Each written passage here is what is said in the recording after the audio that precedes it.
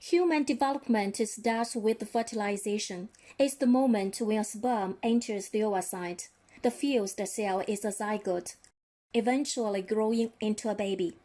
During ejaculation, sperms are transported through different ducts as they empty into the female genital tract, the vagina.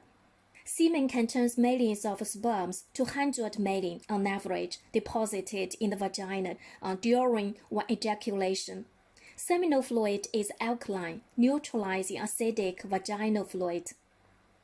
Upon entering vagina, several millions of sperms begin the long journey towards the oviduct. Most puny, hypergenetic, defective sperms are eliminated gradually. Ultimately, only a few hundreds of sperms reach the ampulla and are likely to encounter an oocyte if the female has ovulated.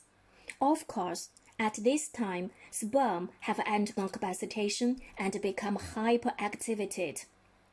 Just as mentioned above, at ampulla, ovum is waiting for him.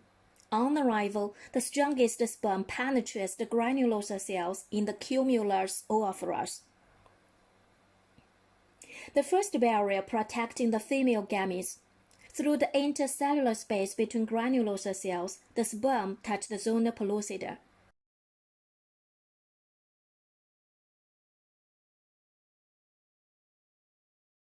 Zona pellucida is the second barrier protecting the female gamete.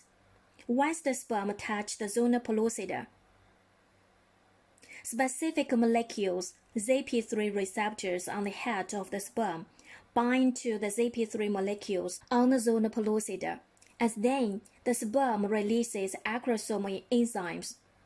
This process is called acrosome reaction. With the aid of the enzymes released from the acrosome, the sperm digests a whole through the zona pellucida, which allows the sperm to traverse the zona pellucida. Soon after the first sperm comes in contact with the oocyte, the properties of the zona pellucida change. Moreover, cortical granules lining the plasma membrane of the oocyte release the lysosome enzymes. These enzymes alter the properties of the zona pellucida, inactivating ZP3 to prevent penetration of the other sperms. Other sperms have been found embedded in the zona pellucida. Any other sperms that have not yet bound to the zona pellucida will no longer be able to bind, blocking polyspermy. This change is known as zona reaction. Once a sperm penetrates the zona pellucida, the cell membrane of the oocyte and the sperm fuses and breaks down as the area of fusion. The nucleus of the sperm enters the cytoplasm of the oocyte, but the cell membrane is left behind on the oocyte surface. As soon as the sperm has entered the oocyte is activated. Just as mentioned above, before ovulation, the oocyte is in a quiescent state, arrested in the metaphase of the second meiotic division.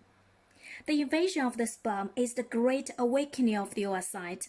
Immediately, the oocyte completes the second meiotic division and produces one mature ovum with a haploid number of the chromosomes. Within the cytoplasm of the oocyte, the nucleus of the sperm enlarges to form the male pronucleus. Meanwhile, the nucleus of the ovum also enlarges to form the female pronucleus. Each pronucleus contains a haploid number of the chromosomes. Then, the two chromatins condense into the chromosomes, and thereby reconstitute a diploid fertilized ovum, also named as zygote. Up till now, the process of fertilization completes. Then, what's the significance of the fertilization? First is initiation of the cleavage. As we know, the fate of the oocyte depends on the fertilization. When fertilization occurs, the secondary oocyte completes the second meiosis and forms one mature ovum. If fertilization fails to occur, the oocyte usually degenerates 24 hours after ovulation. The second is the restoration of diploid number of the chromosomes. Actually, it's the meiosis which guarantees a constant haploid number of the chromosomes. The meiotic division is only found in germ cells. Through meiosis, the ovum and the sperm with the haploid number of the chromosomes are formed. With fertilization, the fertilized ovum returns to normal diploid number of the chromosomes. Well, this is life, imaginably perfect. The third is the determination of the sex of one individual. When an X-carrying sperm fertilizes with the ovum, it will produce a female embryo, and a Y-carrying sperm will produce a male embryo. Thus, the sex of the embryo is determined at fertilization. And the last question is how to guarantee the occurrence of the fertilization.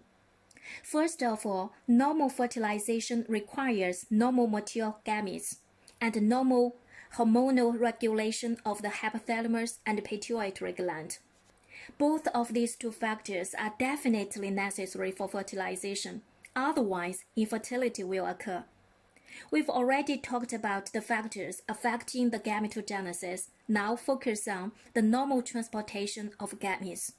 For example, incomplete or complete fallopian tubal obstruction, deferent duct obstruction, will affect the normal transportation of the gametes, which will cause the failure of the fertilization.